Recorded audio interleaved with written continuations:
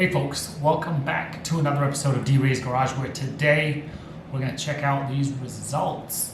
Obviously, if you're going to buy an older flat six engine, it's a good idea to get some oil tested, specifically because of bore scoring, specifically because of IMS or other bearing issues that might cause contamination in the oil, which could catch before ultimate failure, engine failure. So in that case, that's what we did here. As you know, if you're a viewer of the channel, I just changed the oil last week. I'll post that link up there if you haven't seen that yet and you want to see the oil change on a 996. And if you're here for the results, that's what's going to be in this video. I use AMSOIL. AMSOIL uses a service named Oil Analyzers, and you'll see that on the documents we'll review shortly. And this is where it all begins. So on the AMSOIL website, I key in oil testing, and you have three basic choices to get to the same road or the same path or the same outcome. Oil Analyzers test kit, test kit, test kit. So the test kit is the same either way. The difference is you're going to do postage prepaid USPS, postage prepaid UPS, or non-postage paid and go ahead and send it off yourself on your own dime. These are the retail rates. These are the preferred price rates for those people that sign up to become preferred customers, which I think is about $20 for 6 months or a year. I don't remember. Whatever it is, more than comes back to me in oil savings, etc. Anyway, that's where the journey begins. The sample gathering was displayed in the oil filter video, and now we're at the point of checking out the results. The best thing to do, especially when you first see it, and I promise that I should preface this with I'm just not the guy who's expert in this, but what I am is someone who's an amateur wrencher who's interested in making sure that to the extent I can be a good steward of the vehicle and understand my vehicle better and treat it accordingly, if I can get this information, that's a good way to go. In my back pocket, I've got a guy named Vic Sorley out of Texas. Hey Vic, we've got his information there. He's an AMSOIL distributor, and whenever I get one of these reports, he tends to help me get through it too. And so there are other AMSOIL distributors out there like Vic, but I certainly recommend Vic Sorley if you're looking for help. So we're going to go and look at the actual results from my 2016 Spider with roughly 16,000 miles on it. And we're going to look at the 2003 996.2 flavor of a Carrera Targa, and that one has 136,000 miles on it. So I'll put that out there for compare and contrast purposes. But when you do get the report, this is roughly what it will look like. And this is the document that is published to Oil Analyzers, which is probably just off the screen for you here. Here, I think I can move it up, maybe not. And so you have your account information here, the filter information here, the component information for us, that's our cars, miscellaneous information. I don't know if I have anything in there, we'll see that shortly. And then the lab tracking dates, all that kind of thing. And then the products information, specifically if you're looking at a kind of oil that's being assessed, which does, I think, change the tolerances that they use in some of their measurements. Severity levels, you saw from last video very briefly. I got a critical comeback on the Targa. So obviously, heart and stomach moment for that one. But you'll also probably interestingly see that I get a number 2 on the Spider side of things, and that's a low mile, modern car, flat six motor, low mileage, I think I said that, and coming back as a number 2, I am curious to see what the follow-up oil analysis will look like. The reason being, you don't always know what the person before you put in the engine, and I have a strong suspicion that higher quality oils do result in higher quality oil analysis, even if the butt dyno tells you one is as good as another. So just one man's opinion there.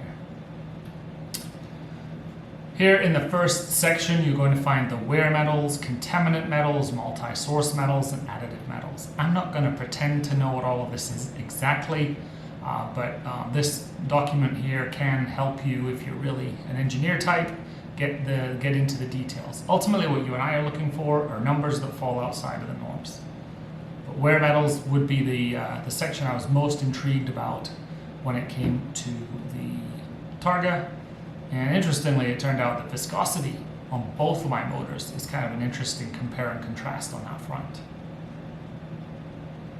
The information, the reporting, all of that is all, again, detailed here. So let's flip over and take a look at what we have. So if I'm better at computer things, I might be able to align these a little better. For some reason, I can't open two Adobe windows at the same time. So this one's open in Adobe, this one's open on a browser. However, what you'll notice here is we have the target on the right, we have the spider on the left. As far as timing of the sample goes, this is the one I took 6 months ago, and this is the one I took 2 weeks ago, which really is irrelevant to the grand scheme of things. My information here, component information here, the vehicle, same here, the dates, times, places, tracking, the cartridge type, and then the manufacturer of the oil that was in the motor that came out. So I've yet to take out AMSOIL from either of these engines to send off for testing, and that will be the next phase for me in learning how my engines maybe behave the same, differently, or worse to the AMSOIL motor oil recommended. As you can see, as we look across the spider side of the equation, manganese flagged slightly on the multi-source metal side, and that is in the 1 category. Anything green is 1, anything black is normal, is completely normal, and then 2 and 3 start to be in the abnormal, and then 4 is something's up. Fuel dilution was flagged on this as a slight abnormality, so I was experiencing some blow-by towards the last 2 or 3 months of driving the car, and I think that's where the exhaust was kind of puttering out some unspent fuel. It might have been running a little rich, I don't know, but whatever that was, road to fuel dilution. And so I'll show you that picture, but more interestingly, since the oil change, I haven't had that happen. And so I don't know if the sealing is better, the viscosity is coating the engine in a better way, or not at all. Maybe it's placebo, other than the fact I'm not picking up black spots on the garage floor anymore. You'll notice here the viscosity was questionable, and why is that? Well, it points right back to the fuel dilution. If you've got fuel in your oil, it's going to turn down that viscosity and make it a little bit more runny, for want of a better scientific word that I don't have. So that was kind of how it shook out here on the spider. I'd love for the spider to go back up into the normal range. I'm hopeful that can happen. I don't know what else I need to do besides this different lubricant, but hey, watch this space.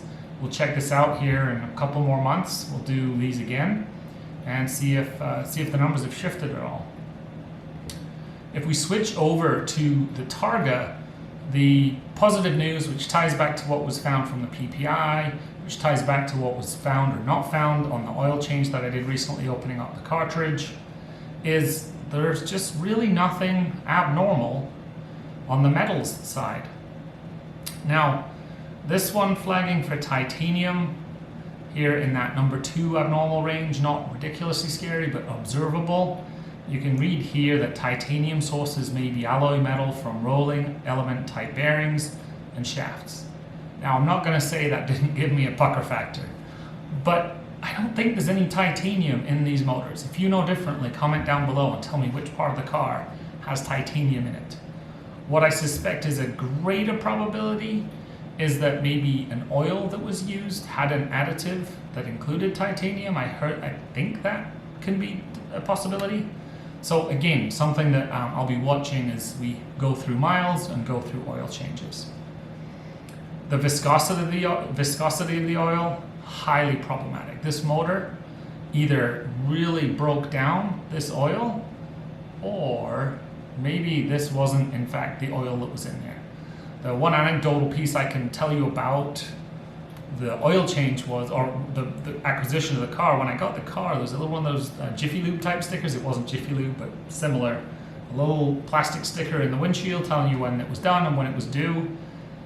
And normally, they're not necessarily high grade oils that are put in those places. It can be exceptional, but more often than not, the drive-in, drive-outs are the $20, $25 oil changes, if that's even a thing anymore. I haven't taken mine in so long, but not necessarily using the premium of oil specifically for German engineered vehicles that can be fussy, if you will. So the viscosity, I did notice from the video as well, when I pulled the oil filter off, the oil just seemed very loose. So watch the video, see if you agree with me there, or if I was kind of tying back the fact that I knew this 9.2 was out there and it could be a placebo effect. The base number here, again, this is kind of the breakdown of the oil. So there's acids and alkaline, and there's something else in there. Again, go read the Oil Analyzes Read report. But whatever this is kind of the breakdown of the oil. So between the viscosity and this base number, the oil definitely needed changing. And if the miles were true on that oil sticker, then it wasn't the miles that were the problem, it was potentially the fluid. So again, kind of absent other more compelling information, I've got good guesses, or guesses even, and that's what I'm guessing happened. So that's kind of the short and tall of the oil analyzers. I think as you own vehicles, especially if you own them over time, this adds more and more value. But this gives me my baseline entry point to, the engine's in really good shape. It's not in significantly worse shape here than the Spider. Like, if I look at iron, it's the same. Chromium, 1 versus 0. Nickel, 0. Aluminum, 4. Copper, 1 versus 3. Lead, 1 versus 1. Tin, 2 versus 1. And just kind of bring you back to the beginning. It's a Spider from 2016 with 17,000 miles versus a Targa from 2003 with 136,000 miles. So wear metal wise, not that there are any guarantees the IMS could blow up tomorrow. Wear metal wise and sound wise, this engine's humming. And I go back to what I've said in previous videos: deferred maintenance, a little bit of negligence, maybe a little bit of ignorance of ownership. I think there's a journey back for this car, and I'm going to be the guy to tackle it. So hey, tell me what your experience has been with oil labs. I know that Blackstone is the de facto oil lab around there. Let me know if you have any experience with them versus oil analyzers, if you have any opinions about that. If you have any observations that I didn't call out on this particular video. There is a bit of a narrative here. I don't feel a need to read to you. I've left it on the screen for long enough, so you can figure that out on your own if you want to read it.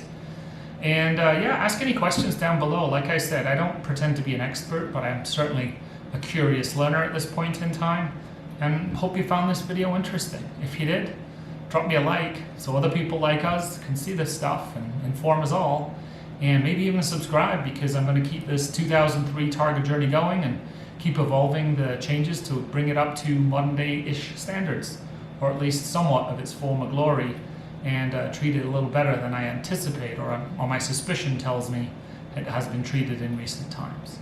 So be memorable, be well, and I hope you'll join me on another video soon. Bye now.